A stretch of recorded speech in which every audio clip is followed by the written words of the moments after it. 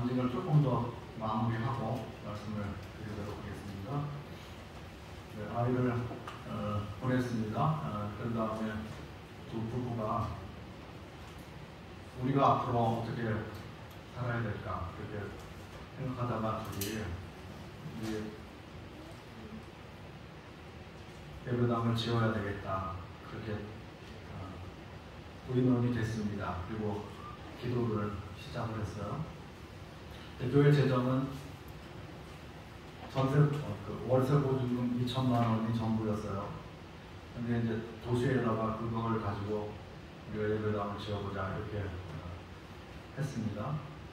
그리고 기도를 시작을 했고요.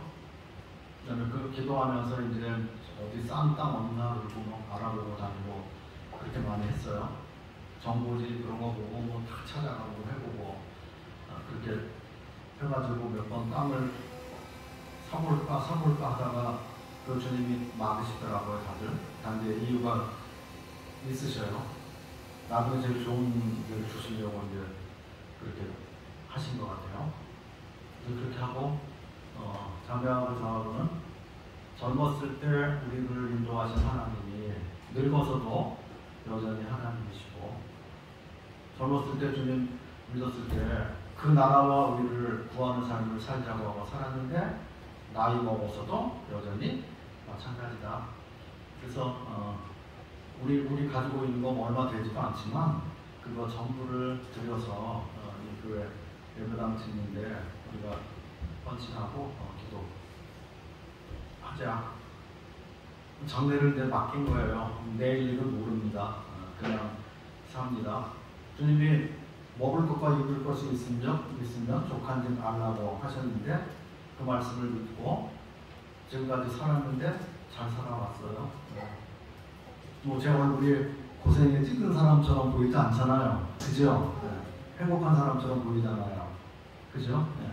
이게 돈이 있어서가 아니고요. 뭐가 세상에서 지위가 있어서가 아니고 뭐가 뒤에 뭐가 나중에 장래를 위해서 감춰놓은 그런 것들이 많이 있어서가 아니고요. 무슨 자녀가 많아서가 아니고요. 근데 나를 사랑하신 주님으로 말미암아 된 거지요. 하나님 한 분이면 족한 거잖아요. 그거보다 더 확실한 보장이 없죠. 그래서 주님을 의지하고 살아가고 앞으로도 주님을 의지하고 살아야죠. 그리고 주님이 우리를 어떻게 인도하시고 하시는 일을 또 그 안에서 경험하는 가운데 살기를 바라는 그런 마음이 있습니다. 그래서 어느 날 그렇게 했으면 실행에 옮겨야 되잖아요. 교회 나가서 말씀을 봐야죠. 그래서 마리아의 헌신 그 말씀을 보면서 마리아가 옥합을 깨워서 온 집안에 향기가 일어나고 또 주님 장사를 예비하고 주님을 예배하고 주님께서 그 마리아의 그 사랑의 행위를 받으시고 흡족해 하시고 기뻐하시고 이 복음이 전파되는 곳에 계속해서 이 여자의 행한 행위도 같이 증거하겠다고 하셨는데 그래서 우리도 우리 생애에 옥합 한번 깨봅시다. 마리아가 느꼈을 그 희열, 감사, 찬송 그것도 우리도 한번 우리 것으로 가져봅시다. 그렇게 하고 예배당을 짓자고 말을 했어요. 말씀 전하기 전에 이제 기도를 한번 했어요. 제가 이 말씀을 전하면 대부분 싫어하실 텐데 이게 헌신하고 뭐 돈 내야 되는 그건 좀 싫어하잖아요. 어렵잖아요. 그런데 그 중에 누구라도 한 가정 동조하고 함께 하겠습니다 하는 사람이 있으면 그 가정이 있으면 주님이 허락하신 걸로 믿겠습니다.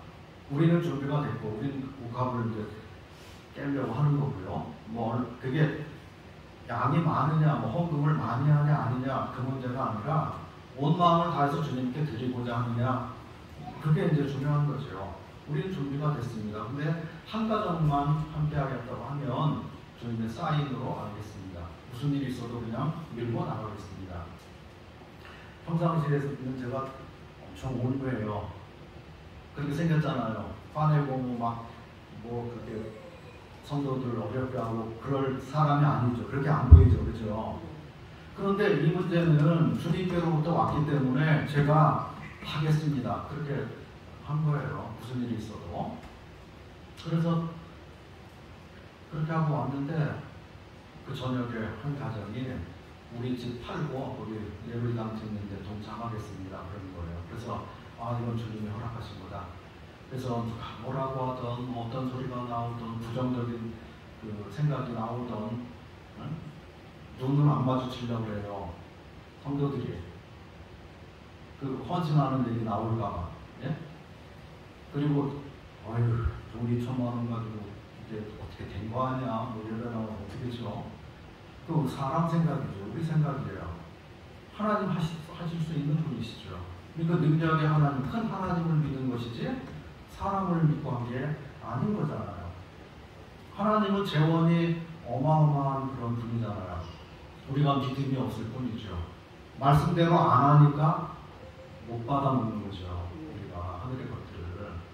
그래서 하늘의 영광스러운 그 아름다운 복음은 믿음으로만 취할 수가 있는 거죠. 구미교회도 마찬가지예요. 믿음이 있으면 주님이 능히 하실 수 있다고 하는 것을 믿고 그리고 성도들이 하나가 돼서 움직이면 뭐 못할 일이 없어요. 무서울 일이 없습니다. 숫자가 뭐 많으냐 적으냐의 문제가 아닙니다. 우리가 하나가 되느냐 그렇지 못하느냐가 문제인 거죠. 우리가 주님을 영화롭게 하고 높이느냐 아니냐의 문제인 거죠. 그래서 그때 그렇게 시작해가지고요. 예배당을 지었어요. 5층짜리고. 그래서 1층은 연로하신 형제님도 2층에 올라가려면 힘들잖아요. 그래서 그냥 1층을 예배당으로 하고 1층은 애창하고 주일학교 하고 학생들하고 이렇게 칸막이 나눠서 쓸 수 있게 그렇게 하고 3층, 4층은 이제 성도들 가정이 두 가정씩 들어가가지고요. 거기에 입주를 해서 4가정이 삽니다. 그것도 모험이었어요. 왜냐면 그 예배당 짓고 이렇게 성도들 들어서 살다가 이게 거기 문제가 생기고 갈등 생기고 어려웠던 그런 사례들이 있어가지고 그거 조심해야 된다고 하고 그거 되게 힘든 거라고 하고 그거 어렵다고 그러고 막 그 주위에서 그런 소리가 많이 들려요. 제가 예배당 듣는다 보니까 주변에 있는 그런 분들이 선배 뭐 그런 분들도 이 형제 저기 확 늙고 싶어서 예배당 드리려고 하냐고 하얀 머리 지금도 많은데 완전히 하얘지려고 그 어려운 일을 하려고 하냐고 그냥 적당히 하지. 근데요 그게 저 주님께 기도하고 하기로 한 건데요. 사람이 그런다 그러면 뭐 바꿉니까? 그래서요 그건 하나님께 맡기고 우리 몫이고 그렇게 한다고 해가지고 주님이 잘 인도해 주셨습니다. 얼마나 감사한지 모릅니다. 그러고 나서 예배당을 짓고 난 다음에요. 그런 다음에 이제 껍데기는 완성이 됐는데 안에 있는 성도들이 중요하잖아요. 그래서 밴드나 무슨 카톡에 말씀 보내고 하는데 권영회장은 한 몇 년 아마 이제 받아보셨을 거예요. 그죠? 한 몇 년 됐죠. 예. 근데 이제 그게요. 교회 밴드가 있긴 있는데 심심해요. 아무것도 안 해요. 그래서 공지사항 이런 거는 올리고 그러니까 말씀을 한번 올려보자. 매일 성도들 보게. 매일 밥 먹는데 그 말씀 출근하다가 전철관에서 보고 가면 얼마나 좋아. 그래서 새벽에 아침에 올리기로 그렇게 하고요. 처음에는 이제 길게 썼더니 자매가 길면 안 봅니다. 줄여봐요. 좀 어떻게 줄여봐요. 그래서 줄이고 가지치고 하다가 보니까 뭐 시도 아닌 게 뭐 시처럼. 근데 말씀 줄여놓은 거죠. 말씀을 그 갖다가 쓰고 그러면 그 뒤에 조금 뭐 덧붙여가지고 한 거고. 이게 뭐 시도 아니고 무슨 작품도 아니고 성도들이 유익만 얻으면 되는 거니까 그 시간에 하나님 한 번 더 쳐다보고 그 은혜를 한 번 더 생각하고 그러라고. 콩나물이 물벼락 안 맞으면 말라 죽잖아요. 물을 주면은 쏟아지고 그냥 뭐 별로 없는 것 같은데 근데 그 물벼락을 몇 번 맞으면 자라나잖아요. 그러니까 성도들도 마찬가지죠. 말씀을 갖고 접하는 게 중요한 거잖아요. 자꾸 한번 쳐다보는 게 중요한 거죠. 그래서 그렇게 해서 시작하게 됐고요. 자매가 일주일에 하나씩은 해요. 식상하니까 매번 비슷한 말, 한 사람 머릿속에서 뭐 그게 그 말 같고 그렇지, 그거는 매번 올리냐고. 근데 제가 뭐라 그러는지 아세요? 당신 밥 일주일에 한 번만 먹어? 매일 먹잖아. 매일 똑같은 그 반찬이지 맨날 새로운 거 해가지고 해줘? 아니잖아요. 비슷한 거죠. 그런데 그걸 먹으면 건강하고 힘을 쓰는 거고 안 먹으면 죽잖아요. 말씀도 똑같으니까 그럼 말씀이 뭐 다 비슷하지 그게 뭐 색다르게 그게 나오냐고. 그래서 그냥 저도 뭐 고집이 있어요. 그럴 때는 그냥 그렇게 했는데 주님이 쓰게 하시면 쓰고 뭐 더 이상 못 쓰게 하면 못 쓰는 거죠. 그리고 했는데 몇 년 지속할 수 있도록 그렇게 해주셨습니다. 감사를 드립니다. 자, 말씀 예레미야서 보겠습니다. 예레미야서 6장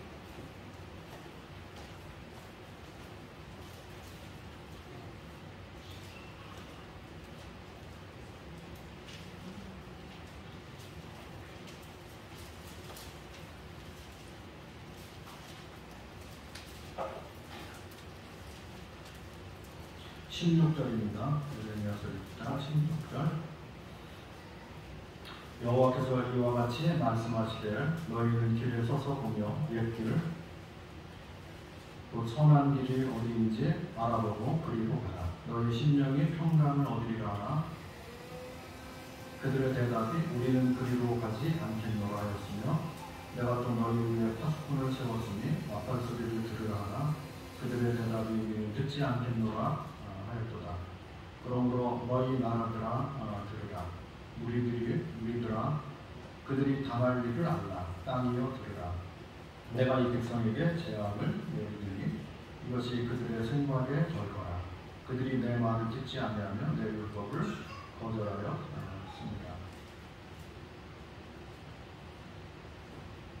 여기 예레미야 선지자가 이스라엘 사람들에게 권면하는데 너희는 옛길로 가라. 그런 권면을 합니다. 옛적 길, 옛길.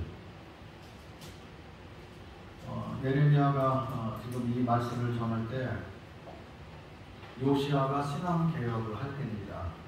그러니까 남왕국 유다의 그래도 그 마지막 때 왕인데 그 시대에 부흥이 났던 그런 때예요. 신앙부.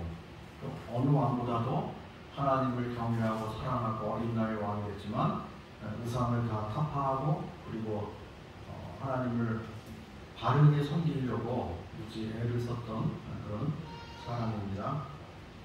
그런데 그 시대에 하나님께서 예레미야를 보내서 너희는 옛적 길로 가라 하고 권면해 주고 있습니다. 그래서 이것은 뭐냐면 개혁이 백성들 개개인의 마음속 깊숙이 뿌리내리지 못했던 거죠. 왕으로부터 시작해가지고 그 형식적으로 겉에 보이는 어떤 그런 것들은 타파하고 개선이 됐는데 근데 실제로 성도들, 사람들 그리고 이스라엘의 사람들의 마음이 새로워져야 그게 개혁인 거죠. 겉으로 뭐 나타나는 것들도 몇 개 고쳤다고 되는 게 아니고 마음이 변해야 되는 거잖아요.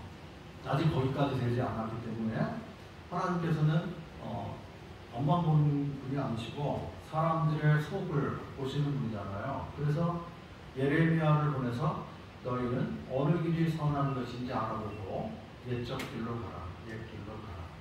그렇게 권면을 합니다. 근데 결국은 기록된 말씀으로 돌아가라 그 뜻이죠. 하나님이 맨 처음에 주신 모세 오경 거기에 보면 유다 백성들이 어떻게 하면 복을 받고 어떻게 하면 하나님께로부터 버림을 받는지 세세하게 기록을 다 해주셨잖아요.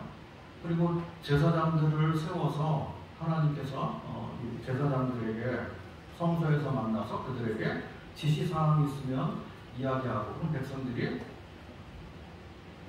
성소에서 나오는 말씀. 그러니까 제사장들이 하는 그 말대로 그냥 따라서 하면 아무 문제가 없는 거예요, 이스라엘은. 그런데 그런 기능들이 다 안 되기 때문에 그래서 선지자를 따로 불러서 말씀을 주셔서 그에게 말하도록 이렇게 한 것을 보게 됩니다. 시간이 많지 않기 때문에 이거 뭐 다 성경을 찾아서 말하기가 어렵습니다만 예레미야 1장 15절 보시면 하나님께서 이스라엘의 우상 숭배를 책망하십니다. 다른 신에게 분향하고 그리고 자기 손으로 만든 곳에 절하고 이렇게 살았기 때문에 북으로부터 끓는 강화가 준비됐고 이것 바벨론의 침묵, 그 심판이 있을 것에 대해서 경고를 하십니다. 예레미야 2장도 보시면 여기 그 백성들이 두 가지 죄를 범했는데 하나는 생수에 근원되는 하나님을 버렸다고 말씀하고 물을 저축하지 못할 터진 웅덩이를 팠다고 저들을 책망을 하십니다. 3장에 가면은 유다가 하나님의 정결한 아내처럼 그렇게 있어야 되는데 창기처럼 됐다고 말씀하십니다. 그래서 이스라엘의 죄는 배역한 죄, 교리적인 죄를 말씀하죠. 그러니까 북왕국 이스라엘은 제사장도 가짜고 성소도 가짜고 절기도 가짜고 모조품처럼 그렇게 해놨어요. 하나님 믿는다고 하고 교회라고 말하고 하지만 일반 기독교계의 모습하고 똑같아요.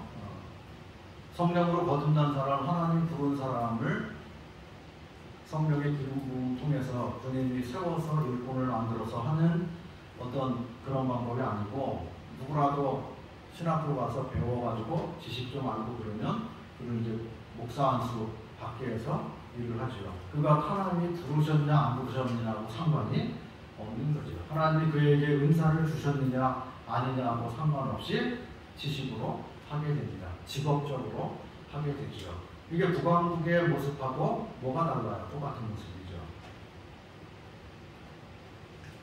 하나님 말씀을 떠나서 사람들이 인위적으로 세운 어떤 제도를 만들어서 하잖아요. 뭐 성직자 평신도 만들어 놓고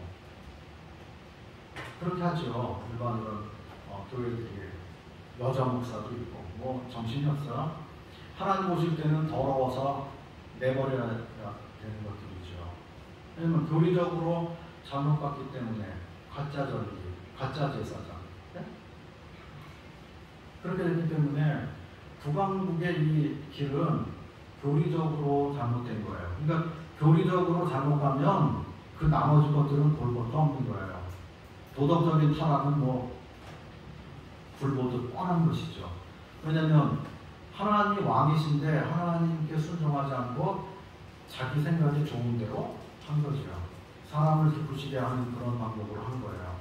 부흥되기만 한다면, 사람이 많이 모이기만 한다면 어떤 방법을 쓰더라도 다 하겠다고 하는 거죠. 그런데 유다는 그 길을 따라가서는 안 되는 거죠. 북왕국이 그렇게 가다가 하나님께 징계받고 아수르에 먼저 망했습니다. 그러면 남왕국이 그것을 보고 정신을 차리고 하나님 똑바로 섬겨야 돼. 우리 말씀대로 해야 돼. 성경에 뭐라고 기록되어 있지? 성경대로 해야 돼. 이렇게 하면 그들이 복을 받는 건데 남왕국이 북왕국의 모습을 따라갔다고 하는 거예요. 우리도 그렇게 해야 돼. 우리도 우상 섬겨야 돼. 이게 좋은 것 같아. 이걸 받아들여야 돼. 지금 보세요. 모임이 위기의 상황입니다. 너도 나도 신학해요 지금. 누구에게 인정받으려고 하는 거예요? 하나님께 인정받으려고 신학하나요? 아니에요. 자격증 따려고 해요. 세상에 명함 내밀려고 하는 겁니다. 솔직히 말하면. 그런데 우리가 복음을 전하고 교회를 섬기고 성도를 섬기는 것은 그런 것하고는 상관이 없습니다. 옛길로 가라고 하신 말씀대로 성경이 무엇을 말하는가를 생각하고 성경대로 따라가면 되는 거예요. 여기 초대교회가 어떻게 했는지, 어떻게 해서 부흥이 됐는지, 교회들이 어떻게 생겨났는지, 복음 어떻게 전했는지 그런 것들을 보고 지금도 똑같이 그렇게 하면 되는 거고요. 사도들이 어떤 식으로 복음 전했는가 따라서 하면 되잖아요. 그리고 서신서들에 교회가 어떠해야 된다고 그 말씀을 다 말씀해 놨는데 그걸 무시하고 무슨 제도를 받아들여가지고 교회를 계단 밟아가지고 하는 거고 뭐 이상하게 합니다. 뭐 너울도 막 벗어버리고 막 이상한 일이 막 벌어집니다. 그리고 교회 안에서도 다 형제자매로 해야 되는데 근데 교회 안에서 또 구별해가지고 뭐 목사님이라고 그러고 막 교파교회에서는 하는 일들이 모임에도 막 서서히 침투해 들어옵니다. 정신 차려야 할 때입니다. 유다에게 하나님께서 북왕국은 그랬다 치고 교리적으로 빗나갔기 때문에 그는 배역한 자들이에요. 그런데 너희 유다까지 그렇게 하면 어떻게 하느냐? 그 하나님께서 그 위기의 때 예레미야를 보내서 그들을 권면하고 내게로 돌아오라고 하는 거예요. 말씀으로 돌아오라고 하는 거예요. 예레미야가 눈물을 흘리며 말 안 듣는 백성들에게 호소했습니다. 저들이 말을 안 들어요. 자기 길로 가려고 했습니다. 선지자를 핍박했어요. 선지자 선전하지 말라. 우리에게 듣기 좋은 소리를 해라. 왜 우리 기분 나쁜 소리를 하느냐? 왜 죄를 밝혀내려고 하느냐? 좋은 게 좋은 거 아니냐? 부흥됐으면 됐지. 더가 뭐가 필요하냐? 이런 식으로 백성들이 반응을 한 겁니다. 그런데 예레미야는 그게 아니고 저들의 마음이 새롭게 돼야 되고 그 안에 주님을 진짜 경외하고 사랑하는 그러니까 모든 성도들이 저는 주님 한 분만으로 만족합니다. 그러면 끝나죠. 뭔 문제가 생기겠어요, 그렇게. 그 갈등이요? 사랑하는데 무슨 갈등이 생겨요. 골이 깊어져가지고 못 섬기고 같이 못 있고 성도들이 뭐 원수도 아니고 하나님 나라에서 만날 건데 그렇잖아요. 그래서 우리는 하나님 말씀을 정말 경외해야 되는 거죠. 그래서 유다가 범한 죄는 도덕적인 죄고 형식적인 섬김으로 했다는 거예요. 외식했다는 거예요. 우리도 우리 마찬가지로요. 우리는 교파 안에 안 가졌어. 하나님의 교회야. 성직자 통신도 별로 없어. 자매들도 다 영을 썼어. 그리고 말씀대로 섬겨. 그런데 매너리즘에 빠졌어요. 생명력이 없어요. 능력이 없어요. 전도하지 않아요. 경건하게 안 살아요. 기도를 잘 안 해요. 말씀만이 안 읽어요. 누가 내 신앙생활을 대신해 주기를 바라요. 그런데요, 우리의 신앙생활은 남이 대신해 주는 게 아니에요. 내가 하는 겁니다. 밥을 내가 먹어야지 남이 대신 먹어주면 내가 배가 부릅니까? 아버지가 신 포도를 먹었다고 아들의 이가 쉽니까? 아니죠. 그거 내가 먹어야 되는 거죠. 그러니까 매일의 양식 우리가 내가 섭취해야 되는 거고요. 그 말씀 앞에 내가 서야 되는 거고 그 말씀을 내가 순종해야만 되는 거죠. 그래서 누구라도 하나님 말씀 앞에 진짜 순종하는 그런 삶을 시작하면 역사가 일어납니다. 변화가 일어나요. 놀라운 일이 벌어집니다. 근데 우리가 그것을 잘 안 하기 때문에 신앙생활 다 50년 했어. 아는 거 많아. 근데 아는 거 많은 것하고 내가 그렇게 사는 것하고는 별개인 것이죠. 그래서 열매가요. 각구원 받은 사람한테 열매가 안 맺히잖아요. 포도 열매 보면 붉은 가지에서 열매, 새순 열매 맺는 게 아니고 세 가지에서 열매가 맺지요. 포도나무가 열매 맺는 것은 가지에 붙어 있으면 또 맺는 거죠. 그래서 유다를 향해서 창기가 됐다고 3장에 그렇게 책망을 하시고 4장에 가면 너희 마음의 할례를 행하라 그렇게 말씀하십니다. 묵은 땅을 기경하고 유다의 형식적인 신앙을 책망하고 너희 마음의 할례를 행하고 나에게 속해야 된다. 진정한 회개를 촉구하는 것이죠. 예레미야서 5장 보겠습니다. 말씀 안 찾고 또 그냥 시간 없다고 그냥 하면은 이세준 형제도 말씀도 안 읽고 막 말만 하다 갔다고 그럴까봐 또 성경 읽어보겠습니다. 예레미야서 5장 1절 너희는 예루살렘 거리로 빨리 다니며 그 넓은 거리에서 찾아보고 갈라. 너희가 만일 정의를 행하며 진리를 구하는 자를 한 사람이라도 찾으면 내가 이 성읍을 용서하리라. 이게 참 서글픈 말씀입니다. 예레미야의 여기 이스라엘의 그때 선지자들도 많고 제사장들도 많고 레위인들도 많고 성소에서 봉사한다고 하는 사람들도 많고 하나님을 사랑한다고 말로 말하는 사람들도 많았을 텐데 하나님의 눈에는 정의를 행하며 진리를 구하는 자를 한 사람도 못 찾았다. 그렇게 말씀하시는 거예요. 참 서글퍼요.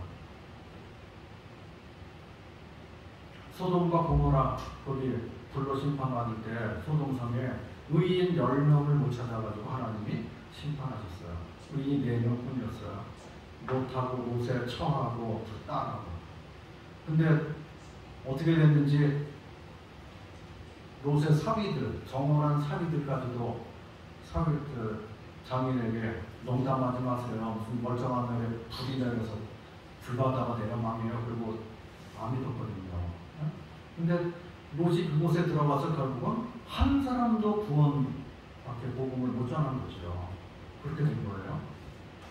그런데 소돔성은 의인 10명이 없어서 6명이 모자랐죠. 그래서 심판을 받았는데 예루살렘은 더해요. 의인 1명이 없어서 심판을 받았다. 그렇게 말씀하십니다.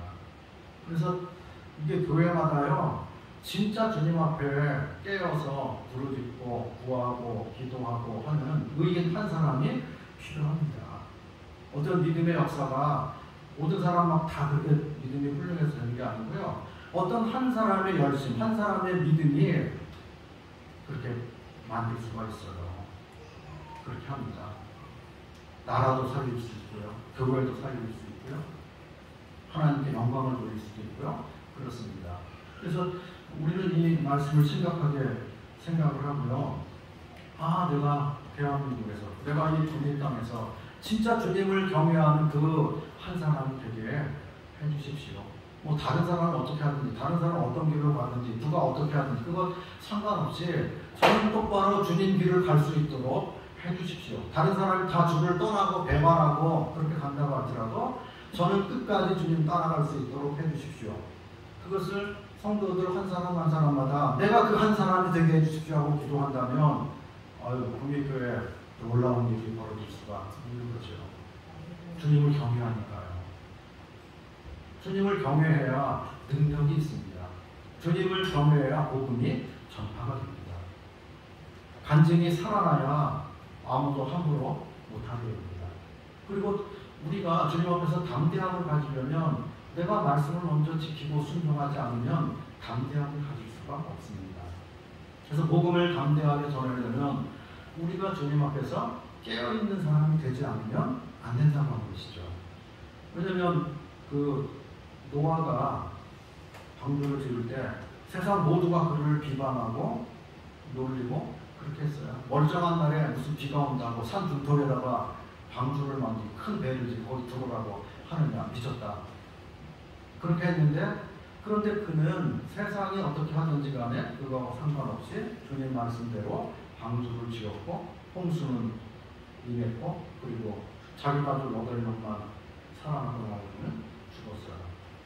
그러니까 하나님 말씀을 시험하던 그 모든 세상에 노아의 의로운 행동이 본보기가 된 것이죠. 우리도 주님 앞에 갔을 때 세상 사람들이 지금 우리를 비난하고 그럴 수 있죠. 작장비도 너무 그렇게 튀지 마. 뭘 혼자만 구원받았다 그래? 뭐 그럴 수 있어요. 그런데 세상에 하나님을 경외하고 의를 따라가고 복음을 제대로 전했던 사람이 있었다고 하는 것을 알려야만 되는 거죠. 노아가 그런 역할을 한 것처럼 우리도 똑같다고 하는 거예요. 우리는 예수님의 생을 재현하도록 부름받은 사람이에요. 자기 인생을 갖고 자기 삶을 살라고 주님 부르신 게 아니고 나처럼 하라고 부르신 거죠. 예수님께서. 그래서 사랑하는 이들이여 나를 본받아라. 그렇게 한 거예요. 바울이 일찍 그걸 깨달았기 때문에 내가 그리스도를 본받는 자 된 것처럼 고린도 교회를 하면서 여러분들도 나를 본받으십시오. 바울이 교만해서 한 것이 아니고요. 그게 아니고 주님을 본받으라고 한 것이죠. 내가 지금까지 이곳에서 사는 모든 것들이 주님을 본받기 위해서 이렇게 했는데 눈물을 흘리고 고난도 받고 그리고 가난하게 살기도 하고 비방도 당하고 그러면서 계속해서 주님을 섬겼는데 당신들도 나처럼 하십시오. 그렇게 한 거예요. 그래서 우리가 세상에 나가서 내가 있는 곳에서 나와 접하는 사람들에게 예? 나처럼 되십시오 하고 그렇게 말할 수 있어야 되는 거죠. 그게 정상적인 주님이 기뻐하시는 그런 성도의 모습이죠. 세상에 나와서 나 부끄러워, 내 혜미가 부끄러워, 나 세상에 알려지면 안 돼. 그렇게 되면 주님을 슬프게 만드는 성도가 되는 거죠. 여기 예레미야서 5장 마지막에 뭐였죠? 30절 이 땅에 무섭고 놀라운 일이 있도다. 선지자들은 거짓을 예언하며 제사장들은 자기 권력으로 다스리며 내 백성은 그것을 좋게 여기니 마지막에 너희가 어찌하겠느냐. 여기 이 땅에 무섭고 놀라운 일이 있다고 말씀하십니다. 선지자들이 거짓을 예언해요. 선지자들이 참을 예언해야죠. 선지자들이 하나님의 뜻, 하나님의 말씀을 예언해야 되는데 거짓말을 했다는 거예요. 자기 지어낸 말을 했다고 하는 거죠. 강단에서 말씀을 전하는데 자기 생각을 전하는 게 아닌 거잖아요. 하나님 말씀을 전하는 거죠. 자기 의견을 말하는 게 아니죠. 하나님의 뜻, 하나님의 말씀을 말하는 거잖아요. 그리고 제사장은 자기 권력으로 다스렸어요. 백성들을 섬기라고 그 자리에 하나님이 높여놓으신 것이지 무슨 권력으로 다스리라고 한 게 아닌 거죠. 그러니까 장로가 된다고 하는 게 섬기는 자리에 있는 거지 무슨 섬김을 받기 위해서 있는 그것은 아닌 거잖아요. 그러니까 양무리의 본이 되기를 힘쓰고 사랑으로 섬기기를 원하고 그렇게 할 때 진정한 신앙의 성숙은 내려가는 데 있는 거잖아요. 주님이 섬기신 분이고 낮아지신 분이고 저 아래에 계시기 때문에 그래서 주님을 만나려면 우리가 자꾸 겸손해지고 내려가야만 주님을 만나는 거죠. 세상의 시스템하고는 반대죠. 세상은 피라미드 구조로 만들어서 꼭대기로 올라가서 꼭대기에 앉아있잖아요. 근데 그곳에 올라가니까 아무도 없어. 꼭대기에 올라가면 사탄이 앉아있죠. 그러니까 사람이 이상해지는 거예요. 범죄하고 넘어지고 야, 저 사람은 왜 자살을 하지? 뭐가 부족해서 저렇게 타락을 하지? 근데 꼭대기에 올라가 보니까 허무한 것이 아무것도 없어요. 교만한 것밖에 없어. 하나님의 심판자리 거기 앉아있는 거예요. 행복하지 않은 거죠. 그래서 그리스도를 발견한 사람들은 반대로 가는 거잖아요. 세상하고 섬기는 자리로 가는 거잖아요. 내려가는 거죠. 섬기는 자가 큰 자죠. 주님 앞에 가서 상 받을 사람이 이 땅에서 섬긴 사람입니다. 그래서 국립교회 모든 성도님들이 다 섬기기를 원한다면 얼마나 훌륭한 교회 되겠어요. 얼마나 아름답게 되겠습니까? 나는 교회에 와서 나 섬기기 위해서 오는 거예요. 내 목적이 성도를 섬기려고 있는 거예요. 하나님이 보내주신 부도자를 내가 어떻게 친절하게 대하고 섬길 건가 생각하는 거죠. 집안에 자녀들이 많으면요, 일거리가 많아서 문제가 별로 안 생겨요. 할 일이 많아서. 근데 부도자도 하나도 없고 섬길 사람도 하나도 없고 다 어른들만 앉아있으면 문제가 생겨요. 일할 게 없잖아요. 그러니까 너는 왜 그러냐, 너는 왜 이러냐, 뭐 쓸데없는 거 안 해도 될 것 가지고 막 그렇게 해가지고 어려움이 생기는 거죠. 그래서 우리는 주님의 일에 참여를 해야 건강한 신앙생활을 할 수 있고 우리의 믿음이 자라날 수가 있습니다. 몇 시에 끝나야 되는 거예요? 30분에 끝나면 되죠. 배고프시면 안 되잖아요. 10분 남았습니다. 빨리빨리 좀 말씀을 드리도록 하겠습니다. 하나님은 유다에게 무슨 새로운 것을 요구하는 것이 없어요. 너희 이걸 안 해서 안 된다. 저걸 해야 된다. 내가 부흥되면 이걸 도입해야 된다. 근데요, 현대 교회들은 옆에서도 교회가 잘 된다 그러면 그거 도입해서 그 배워야 된다고, 이거 해야 된다고 그러고, 제자 훈련해야 된다고 그러고, 해야 된다고 그러고 막 그럽니다. 근데 얼마 하다가 또 시들해져요. 유행이 있어요. 조금 하다가 그냥 또 안 해요. 근데 성경은 옛길로 가라. 말씀에 기록되어 있지 않느냐. 그냥 말씀대로 하면 된다. 답이 여기 다 있다. 근데 사람들이 여기서 벗어나서 다른 곳에 뭐가 있는 줄 알고 교학교에 잘 된다 그러면 거기 가서 벤치마킹 한다 그러고 어디 신학 배우고 미국 가야 된다 그러고 무슨 영국 가야 된다 그러고 또 갔다 오면 사람들이 막 대우해줘요. 높여줘요. 학위 받아갖고 왔다고. 하나님의 교회하고 아무 상관이 없는 거예요. 그러면 미국에 계시는 하나님은 더 능력 있고 신령하시고 지혜로운 하나님이시고 한국에서 역사하시는 하나님은 바보 같은 하나님인가요? 말도 안 되는 거. 이거 의식 구조를 바꿔야만 됩니다.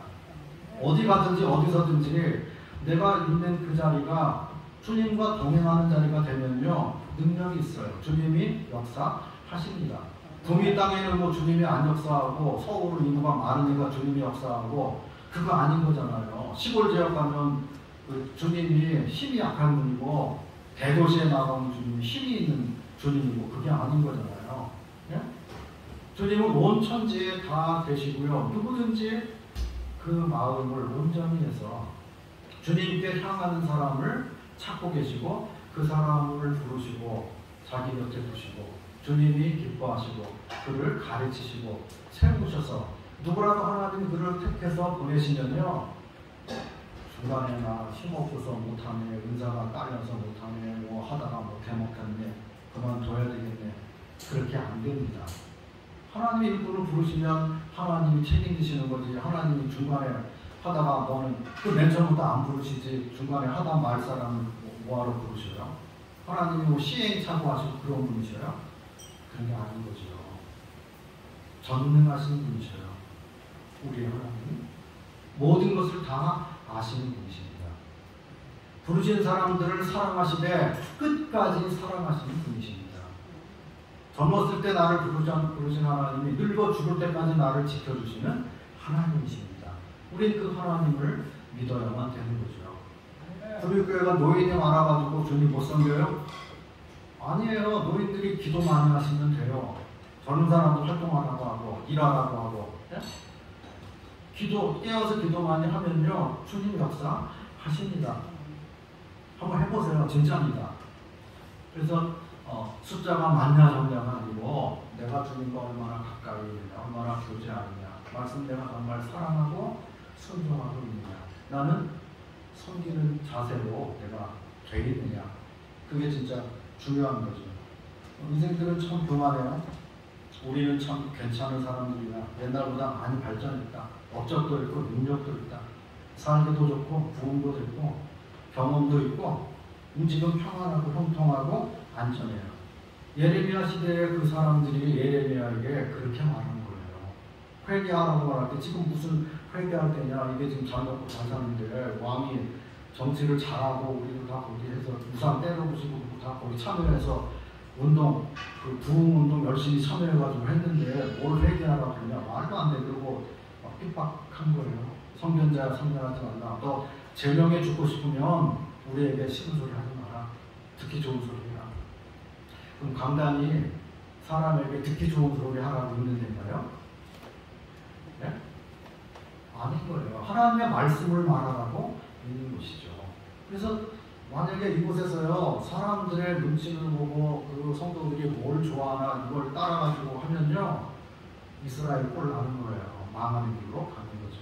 여기서는 주님이 주신 말씀을 하는 거죠. 세상 없어도 인기가 없어도 욕을 해도 하나님 하라고 하시는 말씀을 하는 거예요. 그리고 우리는 하나님 말씀을 기울여 듣고 그 메시지에 순종해야 되는 거죠. 옛길로 가라고 하셨구나. 오늘날의 문제가 뭐냐? 옛길을 떠났기 때문에 방황하는 거예요. 화려하고 좋은 것으로 많이 해놓은 것 같은데, 그런데 주님 보실 때에 아닌 거예요. 라오디게아 교회에 책망받는 것하고 똑같은 거죠.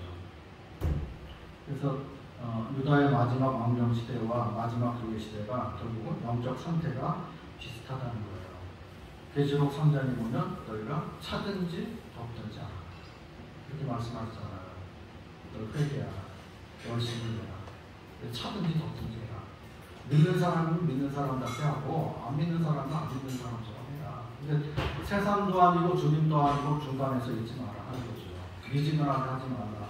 그거예요. 둘 중에 하나를 선택하라고 말씀해 주시는 거죠. 우리가 살고 있는 시대는 마지막 시대입니다.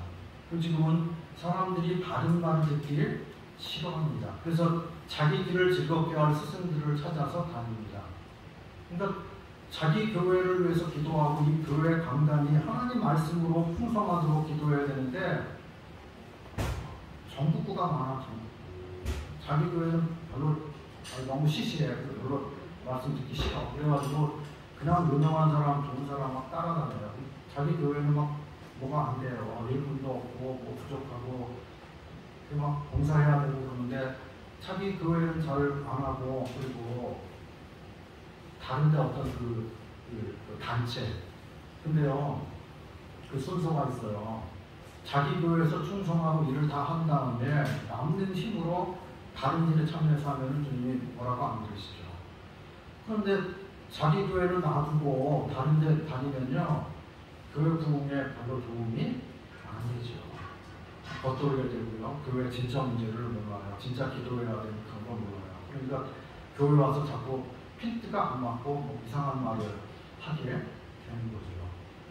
이 교회의 진정한 식구가 되고 진정으로 이 교회에서 기도해야 되는 것은 무엇인지를 알고 성도들의 어떤 형편이나 이런 것들을 정말 알고 그리고 주님과 내가 밀접한 가운데 내가 무엇을 도울 것인가 어떻게 기여할 것인가 주님을 어떻게 영화롭게 할 것인가 우리는 섬기기 위해서 있는 거죠. 그래서 주님이 오늘 지금 오셔서 여러 교회들의 상황을 판단하시고 말씀하셔도 결국은 똑같이 말씀하실 거예요. 너희 왜 성교 훈련 안 하냐? 너 뭐 무슨 훈련 안 하냐? 뭐 저기 송천교회 그런 데는 부흥 되게 잘 된다며 그런 거 도입해가지고 왜 안 하냐? 어느 교회는 이거 해가지고 잘 된다는데 이거 안 하냐? 그런 거 가지고 말씀하지 않습니다. 교회는 다 달라요. 구성원들이 달라요. 그럼 할 수 있으면 젊은 사람들이 많이 있어야 뭐 그런 것도 하는데 노인들 많이 있는데 여기서 무슨 뭐 돼요? 안 되죠. 그러니까 이 교회에 주님이 주인이시기 때문에 이 교회를 향해서 하시는 성령의 음성을 듣고 거기 순종하면 되는 거죠.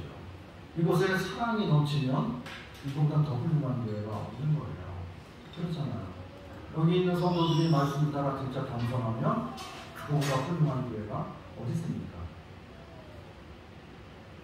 그래서 결국 우리는 기록된 말씀으로 초대교회로 돌아가야 됩니다. 그리고 첫사랑을 회복해야만 됩니다. 초대교회의 모습은 믿음이 있는 모습이었어요. 그래서 결국 우리가 믿음을 회복해야만 되는 거죠. 나의 정체성을 확실히 하고 그 초대교회는 핍박이 심했던 곳이라 가짜 신자가 뭐 있을 수 있어요. 예수님 믿고 침례받으면 벌써 핍박이 막 오는데 그러니까 그 믿음이 고난 가운데서 섬기는 그 믿음 생활이었기 때문에 뚜렷했다고 하는 거예요. 그래서 세상이냐 내가 하나님이냐 이거에 대해서 갈등하거나 뭐 그런 것이 없이 진짜 단순한 믿음으로 진정한 능력을 행사하고 복음을 전했던 뚜렷한 믿음으로 살았던 그게 초대교회의 특징이죠. 그 다음에 초대교회는 거룩했어요. 이방인들에게 칭송을 받았습니다. 저들이 하나님을 믿는 것 때문에 사람들이 핍박하고 싫어했지 저들의 아름다운 모습, 주님을 경외하는 그것을 보고는 저들이 칭찬했다는 거예요. 그러니까 그리스도인이라고 하는 별명을 받았죠. 초대교회. 네. 그래서 세상으로부터 칭송받았는데 하나님께로부터 가르침, 사도의 가르침을 받고 서로 교제하고 떡을 대고 기도하기를 힘썼어요. 여기도 그렇게 하면은 부흥이 됩니다.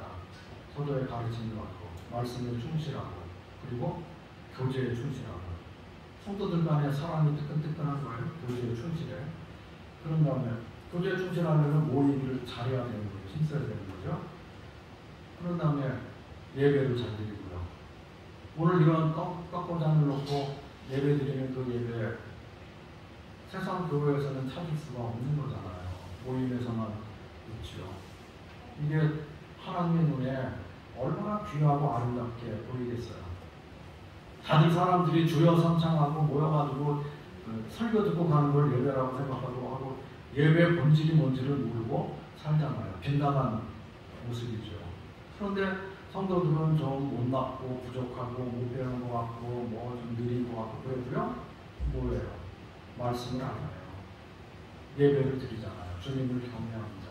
십자가의 사랑에 눈물을 짓고 감사하고 기뻐하고 나를 기도하라고 했는데 주님을 믿지 않고 예배를 드리고요. 얼마나 아름다운 건지 몰라요. 그리고 기도하는 것. 초대교회는 기도를 열심히 했어요. 어려움 생길 때마다 모여가지고 간절히 기도했습니다. 하나님께로부터 피할 길을 갖고 능력도 갖고 그리고 거기서 힘을 받아서 복음을 전하고 고난을 뚫고 나가고 핍박도 이겨내고 그게 초대교회가 기도를 열심히 한 것입니다. 또 모여서 하는 기도 열심히 해야 되고요. 집에서도 해야 되죠. 골반에서도 기도하고 잠 안 올 때는 기도하면 돼요. 잠 안 올 때. 수면제 잡수 주려고 할 필요 없어요. 잠자려고 막 노력하고 그럼 더 잠 안 와요. 기도하면요. 성경 읽거나 기도하면 잠이 와요. 그렇잖아요. 밤에 잠 안 올 때 성경 읽고 기도하고 그러면 평안하게 단잠을 주십니다. 얼마나 놀라운 일인지 몰라요. 그래서 거룩을 회복해야 되고요. 그 다음에 초대교회는 실천적인 사랑을 했어요.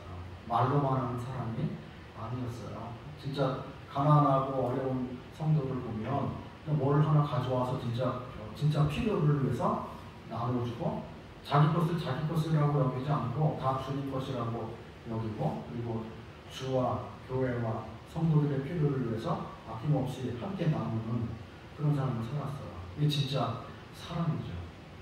입술만의 사랑은 누구나 다 할 수 있는 거죠.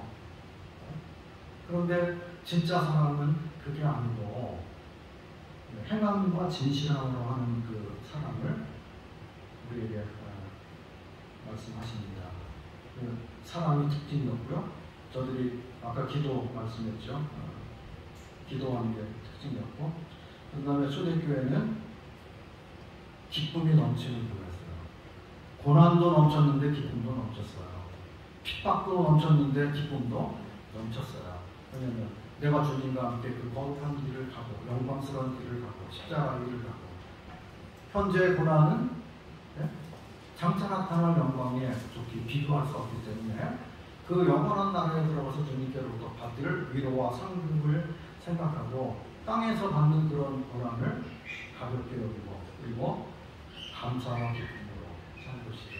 그 성도들 그 마음에 기쁨이 있어야 됩니다. 그리고 우리들의 얼굴에도 저 사람 기뻐 지금 주님과 관계가 좋아 얼굴 모습이 아름다워 평안해 그게 있어야 돼요. 성도들이 맨날 그냥 괴로워하고 그리고 눈살 찌푸리고 여기 내천자 그려가지고 고통스러워하고 괴로워하고 이건 성도의 모습이 아니에요. 세상 사람의 모습이죠. 그래서 우리 속에 진정한 기쁨을 주신 그 주님 십자가를 앞에 두고도 성령의 기쁨으로 기뻐하셨잖아요. 우리도 똑같은 성령을 받았잖아요. 하나님께서. 그래서 충만한 기쁨, 감사, 찬양, 참 만족이 넘쳐나는 그게 초대교회의 특징인데 주님도 그것을 회복해야 될 것에 대해서 말씀해 주십니다. 그래서 바울의 서신은 어떤 사람이 바울의 기쁨의 폭발 그렇게 썼어요. 감옥에 들어앉은 사람이 거기 어두운 그림자, 불안, 초조, 불평 한마디도 안 나오잖아요. 에베소서 하늘의 서신이에요. 얼마나 놀랍습니까? 에베소서, 골로새서, 빌립보서 여기에 사도가 뭐 괴로워하고 슬퍼하고 그리고 나 명예를 한 번도 안 하느냐, 나 감옥에 들어있는 밖에 있는 애들이 이렇게 나를 안 찾아보고 안 돌보냐, 뭐 그런 말 있어요? 감옥에 있는 사람이 감옥 밖에 있는 교회와 성도들을 염려해서 그 기도하고 그리고 교훈하고 그리고 바울 자기 속에 있는 그 기쁨, 주님으로 말미암은 기쁨을 거기에 표현하고 모든 교회들이 그렇게 되기를 원하는 건데 기도하고 있잖아요. 사망 이긴 자의 기쁨이죠. 말씀 한 번만 읽어보고 드리겠습니다. 10편 119편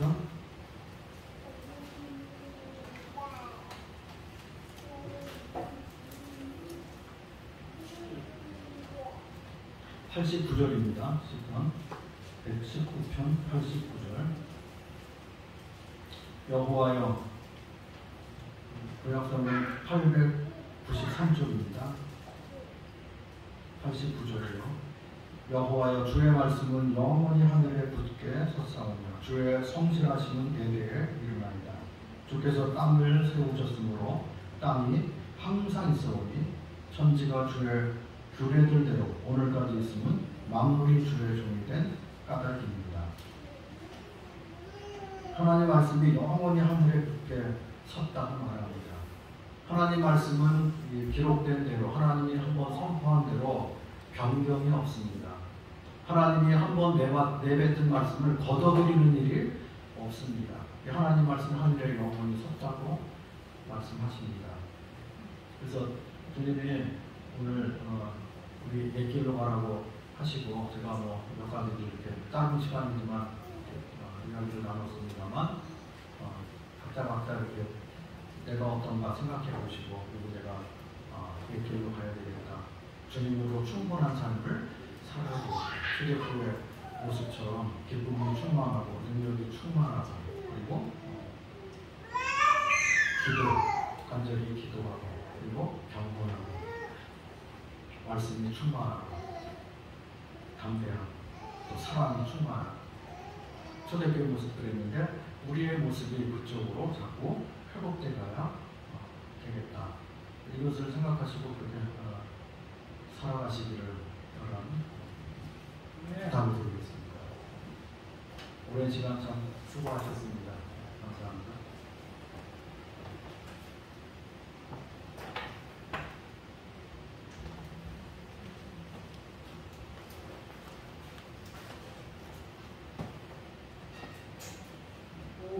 예배 전선과 570가장